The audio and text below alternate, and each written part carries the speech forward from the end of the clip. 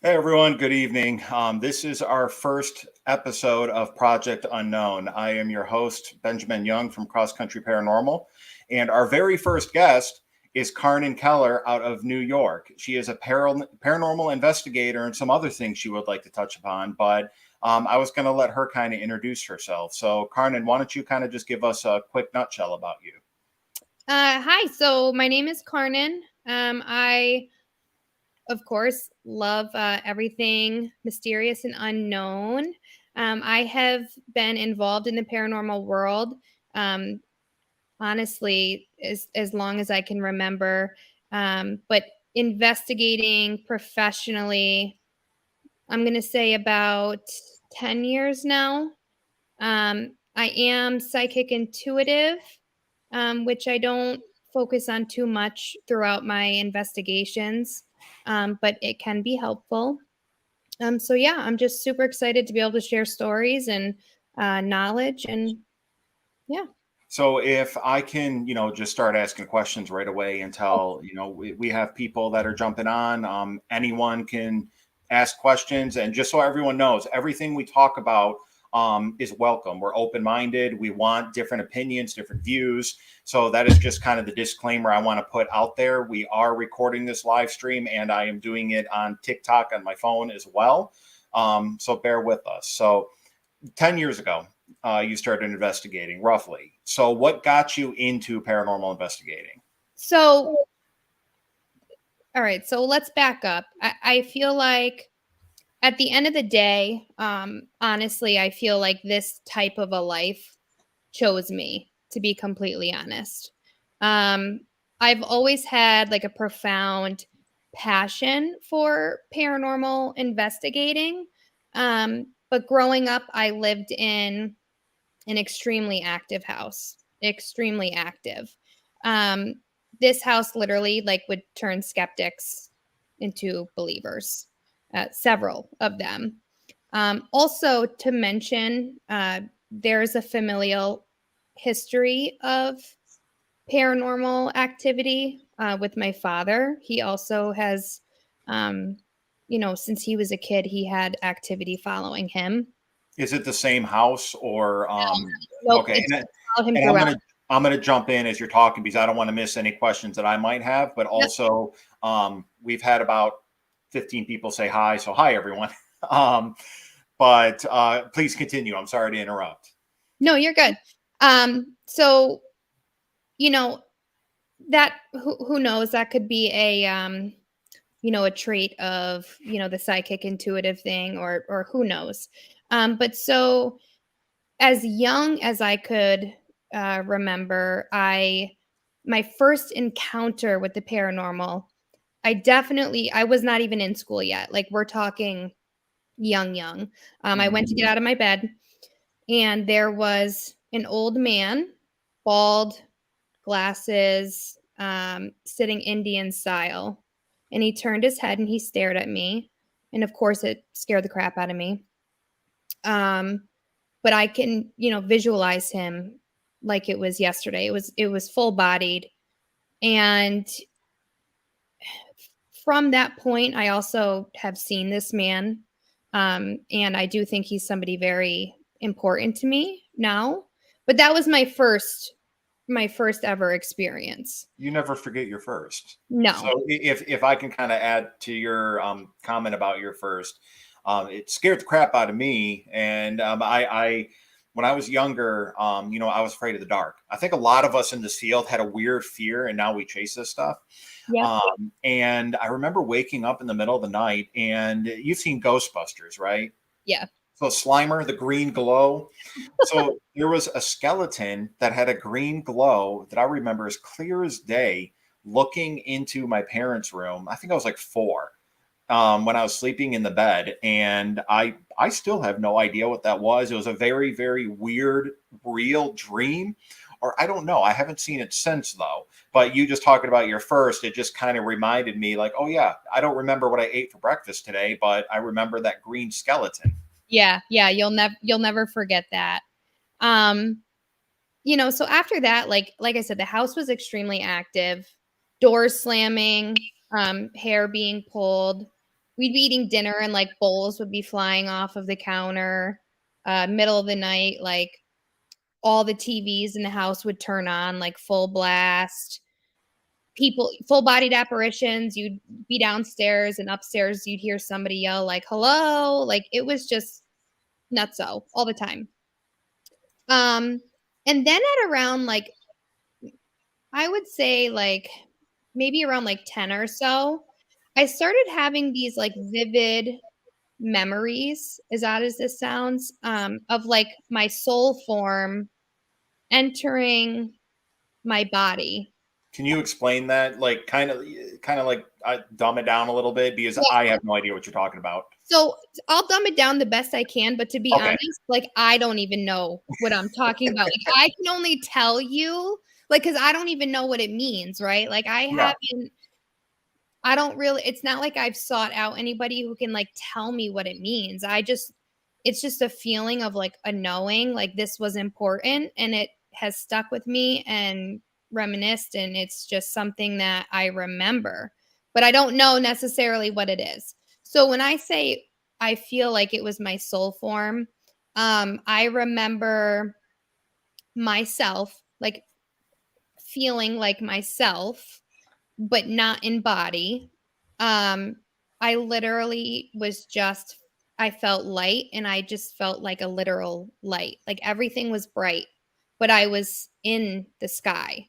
But I remember coming down and seeing the house that we lived in from like an aerial view and just like calmly like floating through the window as like a ball of light and into a crib Hmm. which I was laying in as a baby, and into my body.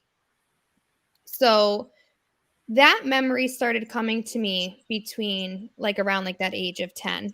Um, like I became not fixated on it, but it was a very strong feeling. It was just like over and over and over again. And even now, again, like it's just one of those things that doesn't leave me, Yeah. um, it doesn't leave me. And I also had some other memories around that time that I would talk to my mother about. I'd be like, "Hey, do you remember that time that, we had that tornado and we had to hide under the it was like a picnic table outside and the tree fell on the pic." And she was like, "No, no, that never happened. Like that never happened." Um, and funny enough, I have like a very strong passion for storms as well. I'm a certified storm chaser. I love all things like nature and weather. So, are So, you like a Twister fan? oh my God, I watched that. I could tell you like every word to that movie. Yeah, but so some people like through telling that story would be like, oh, like you've had past lives and like they talk about reincarnation. I don't know necessarily, but I wouldn't I feel a strong feeling like that it's a possibility. So, with past lives and reincarnation, this is something I've talked about in different shows and everything. That what is your belief? Because let me kind of back up a little bit, like you were saying earlier. When people hear the word psychic, even myself, the first thing I go to is like Miss Cleo. And there's a lot of people that use that word loosely to make something of themselves. And I'm not saying it's not a thing. I'm not saying there's not psychics, there's not mediums, but there's so many questionable ones that it gives ones that actually have abilities, whether they're small abilities or worldwide abilities, a bad name. So, with your views on these memories and being a psychic intuitive, what would you say your beliefs are on the reincarnation aspect or kind of tapping into your past lives? Is that something you've explored before? it's not anything that I've no, it's not anything that I've explored in depth. It is something personally that I believe just because I believe so strongly that based on my experience and how vivid it has been for me and how deep of just an it's just a deep understanding or knowing that I feel like I have. That for me, I just personally believe that it's real, it's a thing. But I haven't really gone into exploration with that. And then backing up on like, the whole psychic abilities and like what that means for different people, or how many fakes there are. I Even though I have these abilities, right? Like I tend not to focus on them. It's not something I tend to um put out there. I For me, like it's not something I feel like I need to prove to people. Yeah. I've proven it enough to myself. When I'm in an investigative mode, I allow it to guide my investigation. But honestly, when you're investigating, you're looking for undeniable proof. And psychic abilities are subjective. So, in my opinion, Right. I have no doubt in what I am feeling. But how can you utilize that in an investigation? So You're right. like outside of the investigation, if I feel like, I need to give a message to somebody, which happens very, very rarely, that Mhm. is not something that happens often for me. I've been validated enough in, being correct, or, picking up certain energies, or being correct, or whatever. Like that's fine. But in paranormal world, um, I don't utilize it in that way. And with that, and just to kind of like slap myself on the wrist, that being an investigator, that there's the same thing. There's people that will fake evidence, fake things happening at locations, make up stories about locations or things that they've been through. So it's not just the psychic. Just a lot of people hear that word and they think, oh, but paranormal investigators do the same thing. There's for every solid professional investigator, there's two that are in it just to, get their name out there to the Walk of Fame. Right.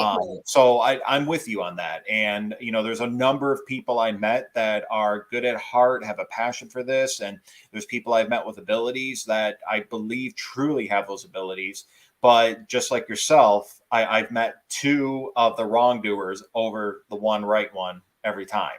Right. So going into an investigation, what do you, and again, I'm getting sidetracked. I kind of bounce around, so I'm going to apologize ahead of time. Everyone in the comments, please ask questions as we're going, because Carnan and myself will answer them to the best of our abilities. We want this to be very interactive, and we appreciate you all being here. So, Carnan, going into an investigation, what do you do to prep yourself, and what do you do to kind of get ready, especially if it's a location with rumored, let's say, darker spirits or more malicious activity? How do you get yourself ready for a night with that? Well, for starters, I think that all right, let's back up. I think that intent and belief, hands down, is just everything walking into an investigation. So I think that if you're uncomfortable at all, like if I were to be uncomfortable going somewhere, which I never have been, but I have been with people who still will push their limits and go. Mm-hmm.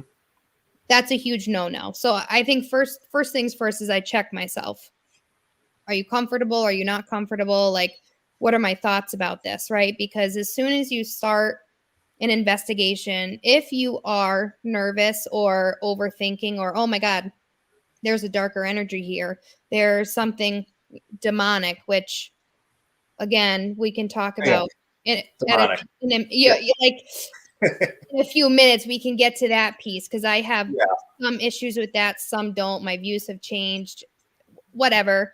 Um, you know, People snowball, right? So then, you walk into a place with, a opinion, and people will have that opinion, snowball into a reality. Like you're going to go in, you're going to get what you're looking for in a situation.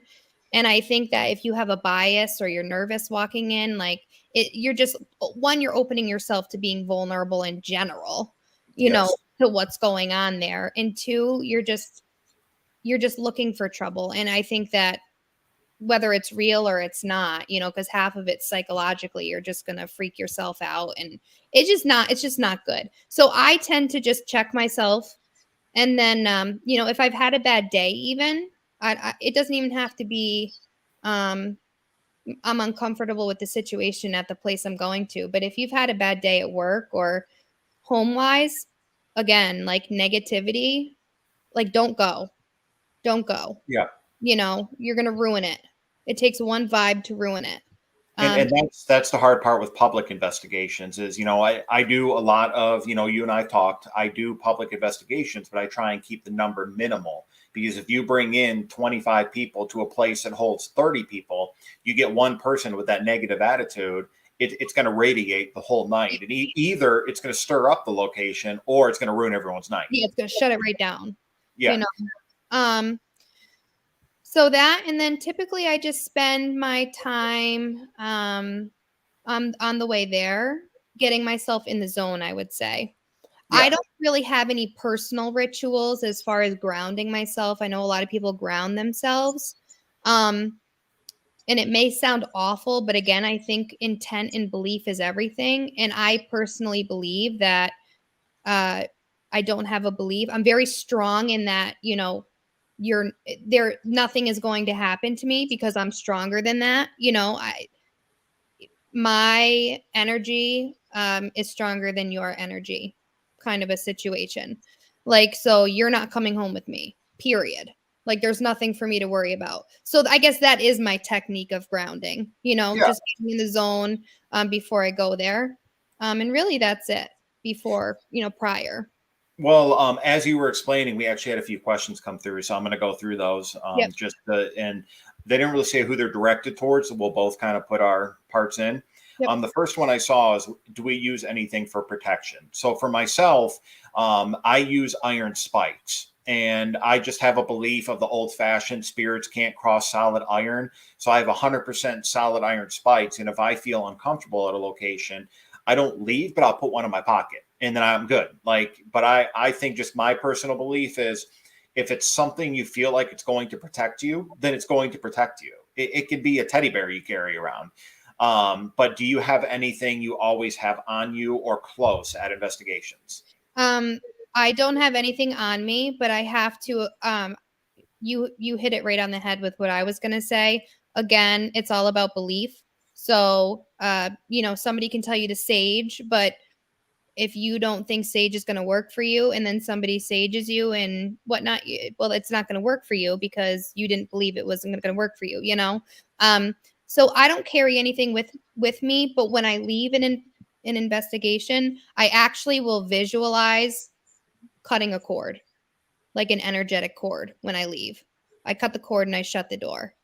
And that's an awesome thing. I've never heard that term before. I get it. I just haven't heard the term. Yep.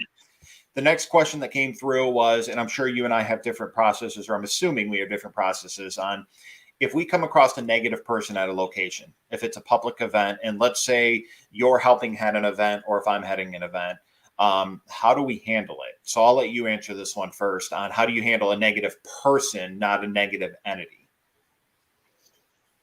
This can be say whatever you want on here, by the way. Yeah, I mean, this can be difficult because when you're in a location, like you're stuck in the location with a negative person. So short of being kind of forward, I guess, with some, I guess it depends on how negative somebody's being.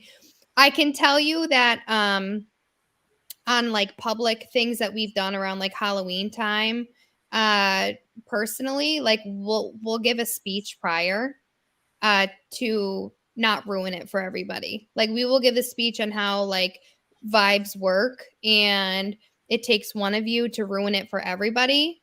So like don't be that person. And and usually that tends to work. Occasionally you still have that person, but depending on like how extreme it is, I guess would decipher whether like you step in and say something or not, I guess. Well, with me, there's a few people on here, I believe, that have investigated with me. I try and do one-on-one where I will talk to them quietly about an issue that they might be causing. But if they want to be have an audience with their attitude, I will be sure to have an audience in return, and I will win. I'm not trying to sound cocky, but I will win that battle every time. And we have a few questions, but it's a question I've ever asked at an investigation. It has not for mine. It has not gotten that bad where I've had to have someone to leave. I've just kind of had to knock them down a few steps, and then they, fell back into line. And that was just in the aspect of they were really projecting themselves and ruining it for everyone. You do whatever you want to say, whatever you want about me, but when you start ruining it about other people that pay to be there, that's when I step in. And then with people, there's another question that came through about training people. So do you find it difficult with trying to train and educate someone to someone who just won't listen? So for example, an EVP, wait 3 seconds between questions, stay still, announce who you are. Then you got the people that are, what's your name? What color's your hair? Did you die here? Did you live here? Then between the questions they're like, or doing the heavy breathing, your stomach's growling. How do you get through to people who just are, let's say, overexcited? It doesn't need to be a negative light, but they're just overexcited and can't really control how they're doing something. I have come across this, quite a few. Actually, I mean, a lot of times. I feel like everybody on their first investigation, like when they're coming in as a newbie, they do get like really excited or overstimulated. And I just usually have a conversation with them about that. It doesn't have to be like, a really critical conversation, but usually just the conversation about, like, I think too, having them understand that the vibe also kind of kills it. Like if you're asking questions, but then you're also like overstimulated and you're kind of like jumpy and, joking around or laughing about this or that, or, talking in between. And it takes your attention away from what we're really working on. And like that also can just kind of ruin what's going on. A Yeah. simple conversation, I've never personally had an issue other than just having a simple conversation and like guiding them towards um how we typically do it, Yeah. And it's all about, I think, like, as you said, a lot of new people are going to be excited and kind of just want to get their hands on everything, run around the location. And doing this for years, you and I both know patience is key to any of this stuff. So with locations, I'll just keep segueing through these questions because we have a few coming through still. Do you research locations before going into them? Well, it depends. Yes. If so, for example, Hinsdale House. Just throwing that one out there. Yeah, I like to do some research on there. If I'm doing like private client cases where I'm utilizing, I tend to switch gears a little bit. So in private client cases, where I'll have my brother with me a lot.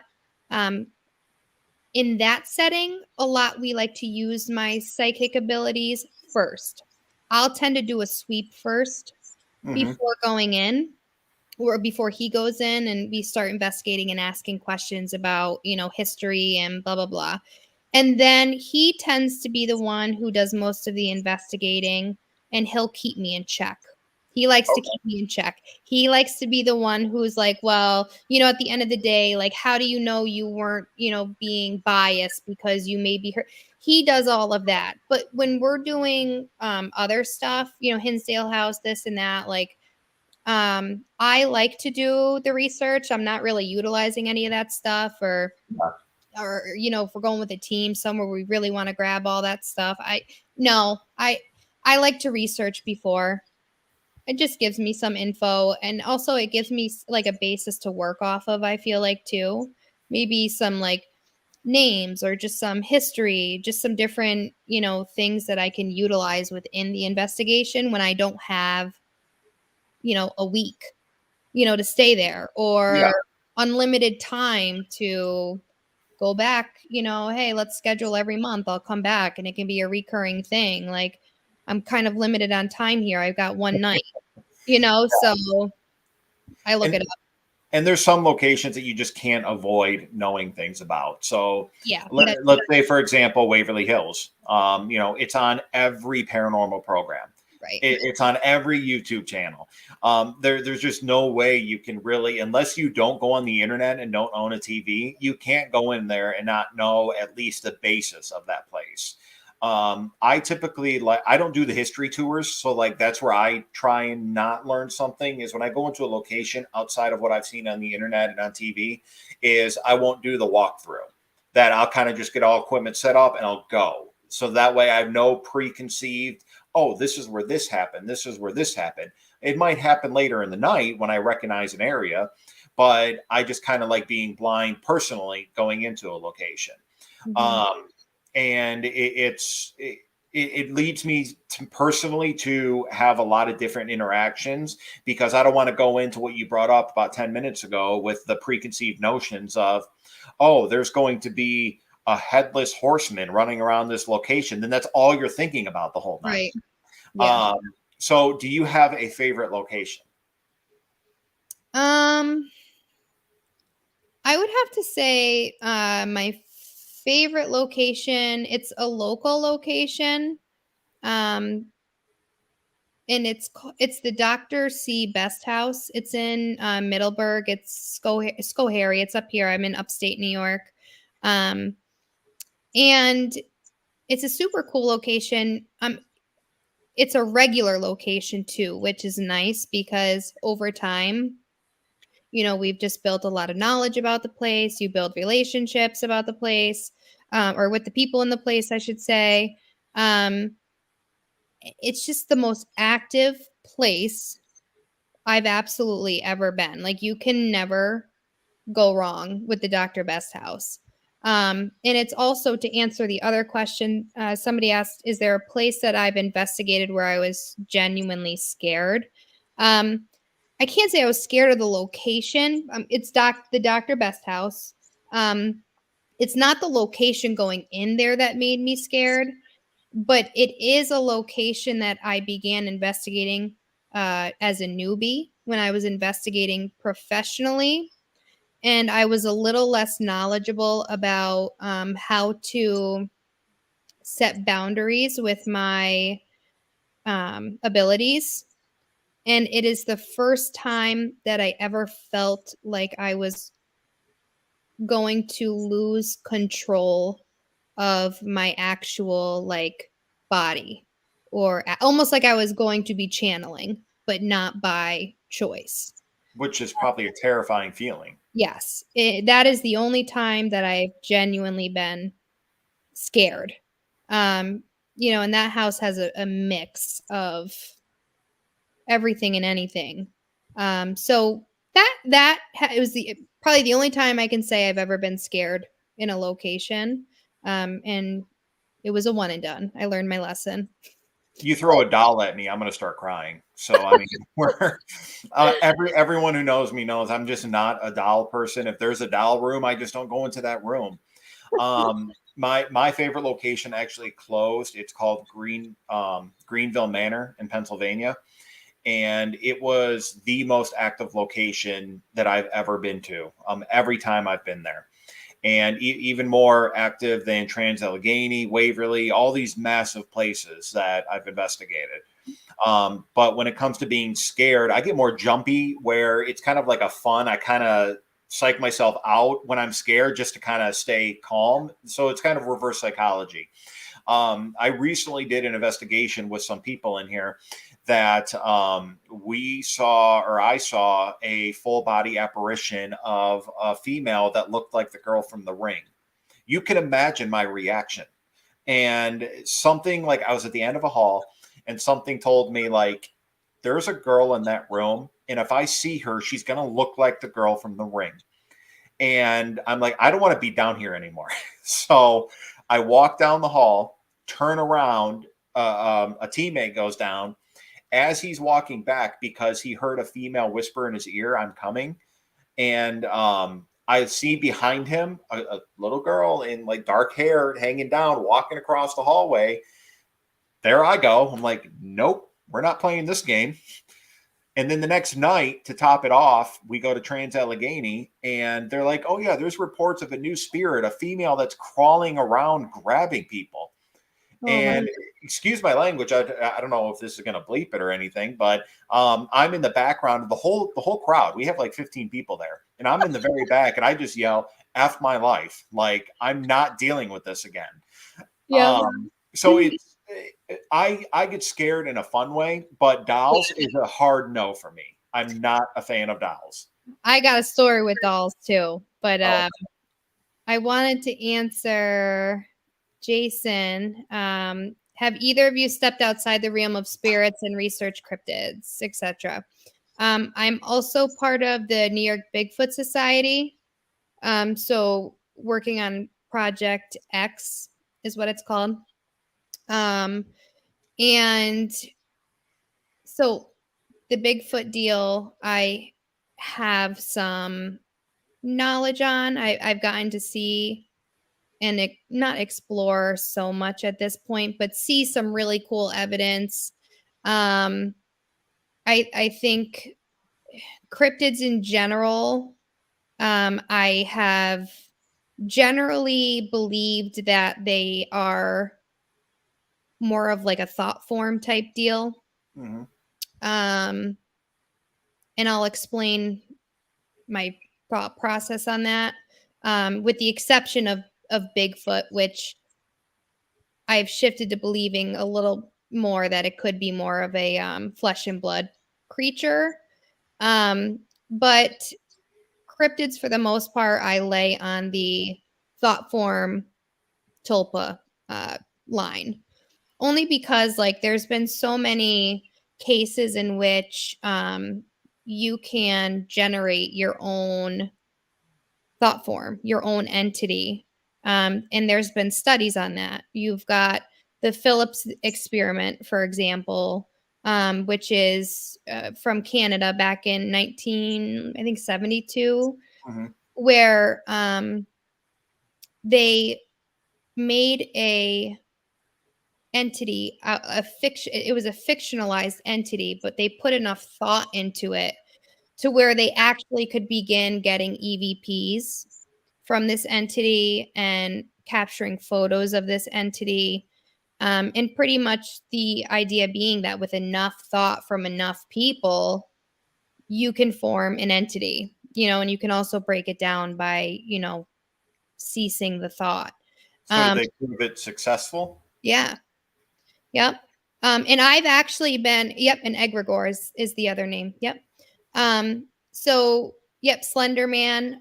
So I've actually done this myself as well. And been successful with this. So something fun to try. And I mean, I'm not huge into watching paranormal shows on TV, only because sometimes it irritates me because it's so not I realistic. don't know what you're talking about. There's a demon at every location. I have I no know. idea what you're talking about.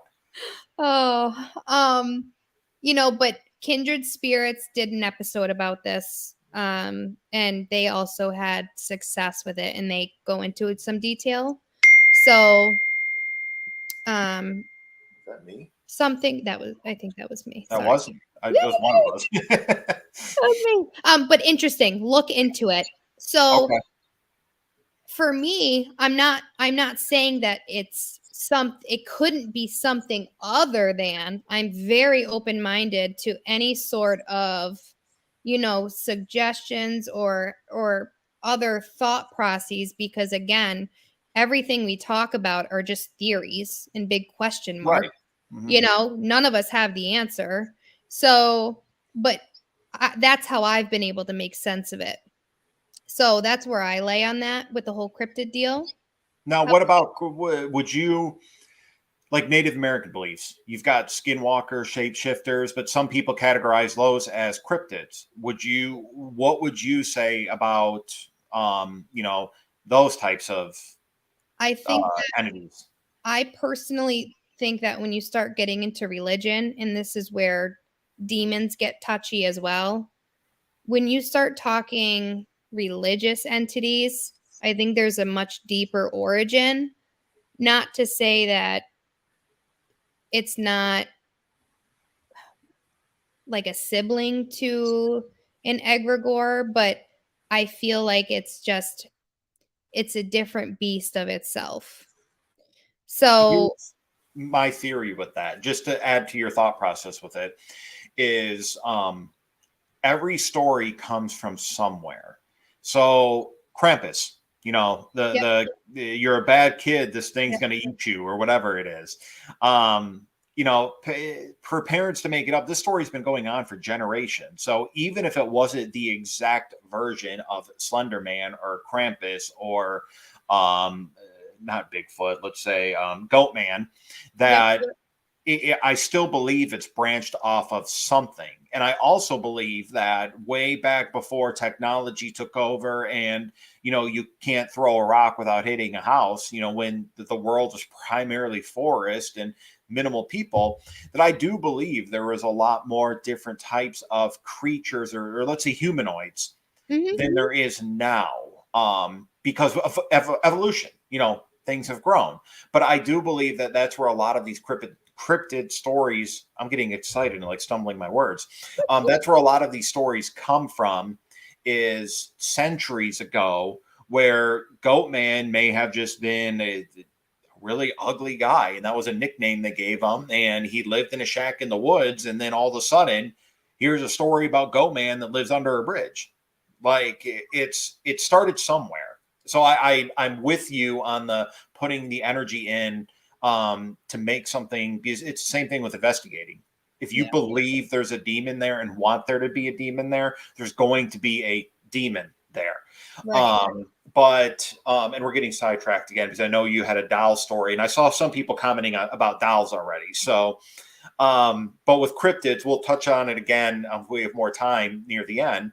But I'm with you that a lot of it, I think, is people putting the belief and energy into it. But the other part of me is, where did the story start? And that's the hard part to find. Yeah. Yep. I agree. Doll story. Doll story. So when I was growing up in the house, the crazy house, I had this. Well, first of all, my mother was obsessed with dolls, and my grandmother, like the creepy porcelain ones. Yes. Yeah. Nope. I'm good. Yep. Creepy porcelain ones, and my grandmother would also make us these clowns, like paint the faces and everything, like these plastic ones, like they were cute or something. And they were hung up in the corner of our rooms. How many years of therapy did it take to get through that? Right. Ongoing. But so for the porcelain doll, like that was my baby. I couldn't live without her, whatever. So I had come home from school and she wasn't on my bed. Okay. I was all upset about it, this and that. And we searched everywhere, couldn't find her. That night, I had gone to bed and I slept in, it was a bunk bed. It was the top bunk. I wanted to sleep in my brother's room that night. And I was sleeping. It woke me up, but the bunk bed started to shake. And I was like, scared out of my mind. So I went to go under the covers and she was under the covers. The doll under the covers. Burn the house down. Right? Yeah, right? Burn the whole thing. Yeah. I don't know. I thought that, so, we had someone bring up in here that when we were at the Monroe house, there was a doll and it looked like the Goosebumps doll, like the ventriloquist one. Yeah. And it was in 2 glass cases. That's how sealed they wanted this thing. By the end of the night, the inner glass case opened about an inch. And I'm like, no, I thought that was I thought that was terrifying. I've had a doll giggle at me. I've had the Really? glass case open, but if I ever lift my covers and there is a doll, if I don't die, I'm setting everything on fire because I don't know what else to do at that point. And that I feel like that would be lifelong therapy at that point. Yeah. So with we all have our quirky fears. Like as I said, everyone knows, and I'm talking about it. Dolls for me, and seeing the Ring Girl was a new one. But what is something that kind of caught you off guard at one of your investigations? And it doesn't need to be anything terrible, but kind of like, yeah, I don't want to see that anymore. There's dummies at some locations. There's creepy ass dolls. There's just a lot of random things that people can put in locations. And I do see the people talking about dolls still, and I'm just ignoring them and talking to you now.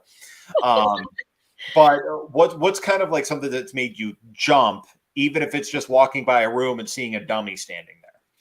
At one location, in this bedroom, there's a photo of Jesus on the wall, but the Jesus is literally like painted in a way that like it's the creepiest thing you've ever seen. I don't know how to explain it. It's like he looks like he's going to murder somebody. Okay. And every person that walks by that room, they stop, and it looks like the eyes are following you like everywhere you go, and it's like that is not a nice picture at all. Like it's almost like it's meant to scare you up there. So I would have to say the Jesus picture. That reminds me of when we were younger, like those Jesus is watching memes that we would see Yep. before TikTok was a thing. It was just a meme of like Yep. Jesus is watching whenever people were going to do something stupid or whatnot. Yep. It's just funny that we go chasing after these things at locations, and then it's the most random thing that makes us jump. Yep. I've walked by a room with a mannequin like standing in against the wall, like standing hands up like this, and I thought it was a person. And I walked by, I'm like, okay, it's a person. And I walked back and I forgot in a matter of like 3 minutes and flew across the hallway at that point. But I think too, it just depends on how amped up you are going into a location. Right. Now let's go back to a few topics that were brought up earlier, along with your demonic doll.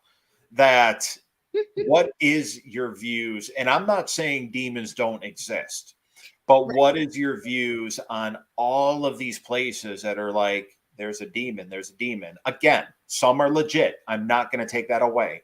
Or a very malicious spirit. But let's say the haunted Toys R Us we've seen on TV. That, oh, there's a demon at this Toys R Us. But to me, I think it's to get people there.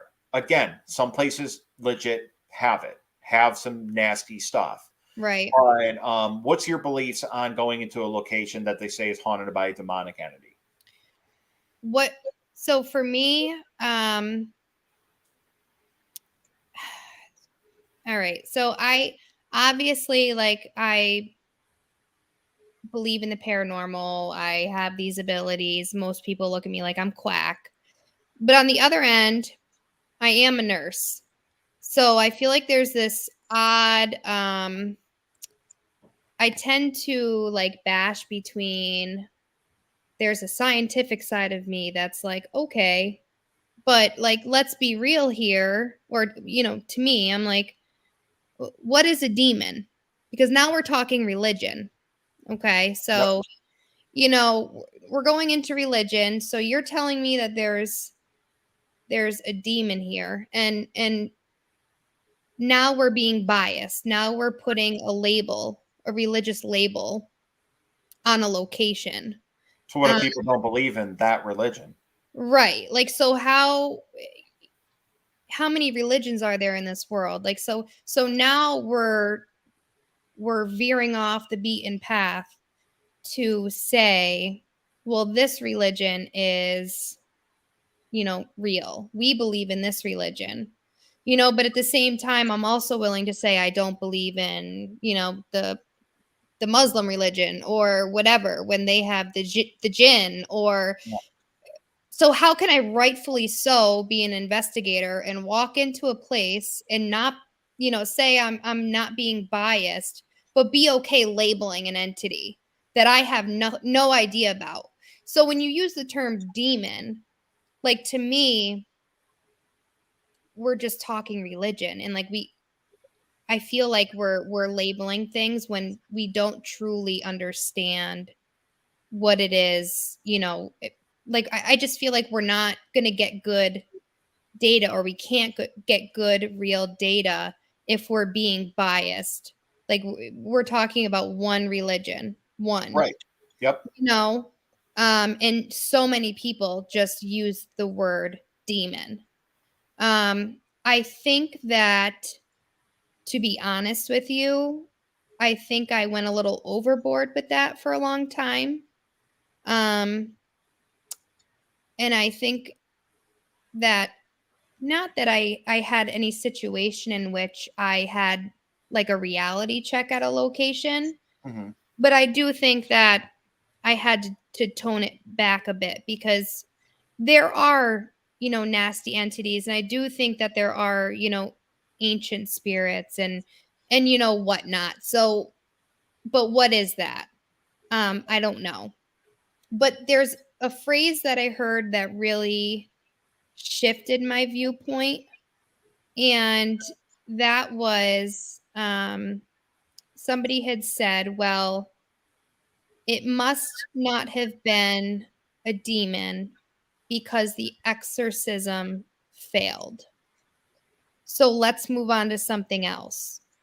So there was an exorcism done in a house, or it must not have been of Catholic origin because the exorcism failed. So we have to try a different, you I've know. heard that. I've heard that theory. So, Um, and that got my wheels spinning because, I think people use the term demon too broadly. But at the end of the day, I think that there's probably across all of them, I'm sure they're all in their own just as dangerous. We're probably just not utilizing the right terms mhm. and they need to just be treated, appropriately. So if it was a jinn, and for the Muslim religion, for a jinn, this is the ritual they use to get rid of it, well then we should try to abide by that ritual, maybe Right. something that's residing in there is not of Catholic origin but it was of Muslim origin, so that kind of got my wheels turning. But and then also, yes, there's also your just a-holes Oh yeah. Yeah. always. You just get nasty spirits, like they're just Yep. cranky and And old and or you whatever. know, with negative, let's say negative entities, Yeah. whether it's an a-hole or non-human or a jinn or whatever it may be. I'm still green in the field of other religions, but over the past year I've been trying to kind of read up on different viewpoints, different religions, different beliefs, and all of that, just to help my knowledge in the field. So if I go somewhere that supposedly has a demon, in 16 years, I feel like I have maybe countered legit in the Catholic religion a demon maybe once, but I looked for multiple signs. It wasn't just going in and like, oh, there's a demon here.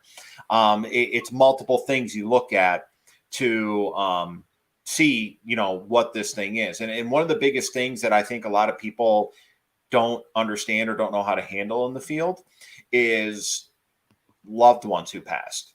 That is the easiest way for any negative spirit, entity, non-human, whatever it may be. That is the easiest way for something to get to you, Mhm. because you will always open up to people you trust or Yeah. open up to something you're familiar with. Yeah. Um, And before I keep rambling, I'm giving everyone a heads up. We got about 10 minutes left, so please get the questions out there if you got any more for Carnan. I really appreciate her input on the show today. And we're going to keep going for about 10 more minutes. So with that, we've been hopping around a lot. We talked about the creepy dolls. We talked about demons. We talked about cryptids. We briefly talked about Bigfoot. So let's just throw in the other category, UFOs. What is your viewpoint of life? It doesn't even need to be UFOs, just life outside of Earth. Come on. Like, I just feel like, how can you not?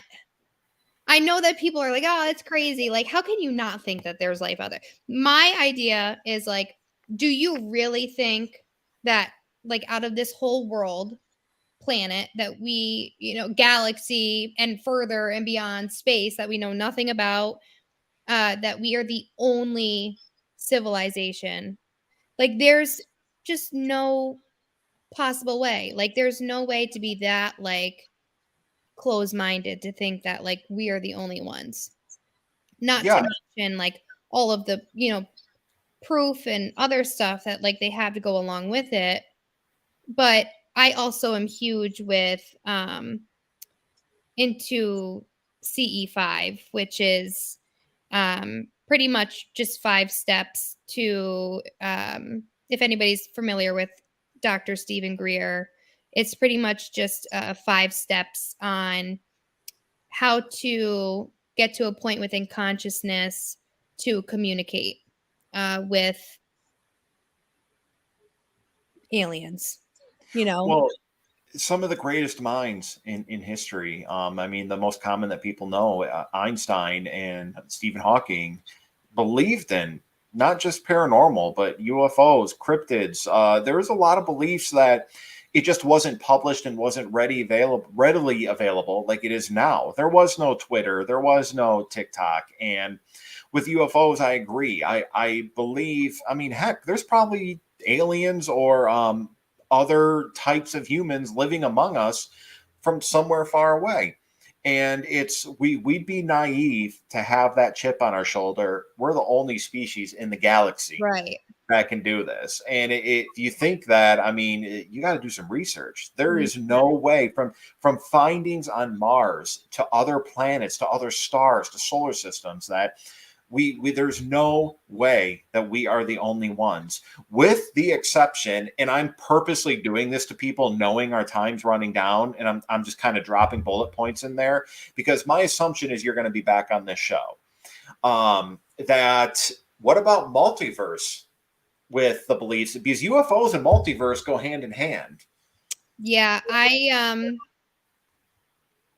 multiverse, I believe in, I'm heavy into all of it. And I know I've talked to you before about my current research with mimicking, which is a whole other topic we could get into.